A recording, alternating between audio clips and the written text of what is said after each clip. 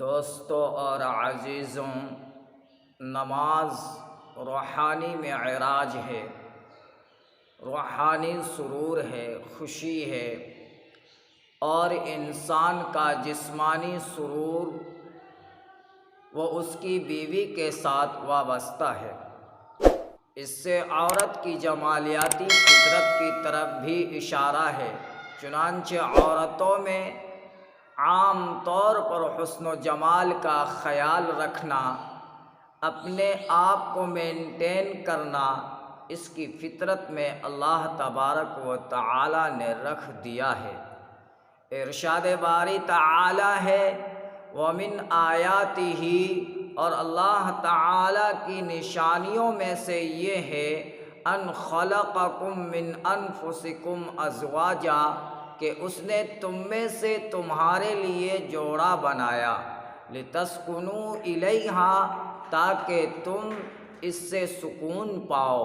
تو قرآن مجید کی تعلیمات کے مطابق شادی کا اصلی مقصد یہ ہوتا ہے کہ بیوی شوہر کے ذریعے سے سکون پائے اور شوہر اپنی بیوی کے ذریعے سے سکون پائے۔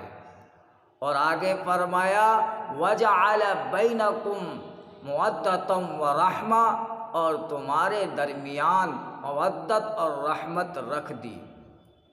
اب دیکھیے دو لفظ استعمال کیے شریعت نے، پہلا مودت اور دوسرا رحمت۔ مودت کہتے ہیں محبت کو۔ تو جوانی کی عمر میں چونکہ میاں بیوی کو ایک دوسرے کی فطری طور پر ضرورت بھی ہوتی ہے، تو اس کیفیت کو مودت کہا گیا۔ اور جب بوڑھے ہو جاتے ہیں تو اس وقت ان کی جسمانی ضرورت گھٹ جاتی ہیں، البتہ ایک دوسرے کے ساتھ جڑے رہنے کے لیے، ایک دوسرے کی گزری ہوئی زندگی کے اوقات کو یاد کریں اور ایک دوسرے کے ساتھ رحمت کا معاملہ کریں۔ بڑھاپے میں خاوند یہ سوچے کہ یہ وہ بیوی ہے جس نے اپنی جوانی میری خاطر گزار دی، اور اس نے اپنی زندگی کے 20 سال، 25 سال، 30 سال میری خدمت میں گزار دیے، لہٰذا اب اگر اس کا مزاج چڑچڑا بن گیا، اس کی طبیعت ٹھیک نہیں رہتی، تو آج اتنا عرصہ میرے ساتھ گزارنے کا بھی تو اس کو کریڈٹ ملنا چاہیے۔ اس کو رحمت کہتے ہیں۔ اسی طرح بیوی بھی سوچے کہ آج میرا شوہر لاٹھی لے کر چل رہا ہے، مگر یہ وہی تو ہے کہ جس نے مجھے جوانی کی لذتیں دیں، میرے بچوں کا باپ بنا، میری عزت و عصمت کی حفاظت کا سبب بنا، اس نے اتنے سال مال و دولت کما کر مجھے سکون کی زندگی دی، تو اب اگر یہ بوڑھا ہو گیا، چڑچڑا پن اس کی طبیعت میں آ گیا، بات بات پر مسئلہ بنا دیتا ہے، تو چلو اس کی پچھلی زندگی کی احسانات کو سامنے رکھ کر مجھے ابھی بھی اس کے ساتھ گزارا کرنا ہے۔ تو قرآن مجید کا حسن دیکھو کہ اس نے دو لفظ استعمال کیے، مودت اور رحمت۔ رحمت جوانی میں مودت کی وجہ سے میاں بیوی اکٹھے رہتے ہیں، اور بڑھاپے میں رحمت کی وجہ سے دونوں اکٹھے رہتے ہیں۔ چنانچہ قرآن مجید میں ہے، فَانْكِحُوا مَا طَابَ لَكُم مِّنَ النِّسَاءِ، کہ تم ساتھی کیسے تلاش کرو، جیون ساتھی کیسے تلاش کرو۔ تو قرآن مجید نے اشارہ کیا، فَانْكِحُوا مَا طَابَ لَكُم مِّنَ النِّسَاءِ، تم نکاح کرو عورتوں میں سے جو تمہیں پسند ہوں۔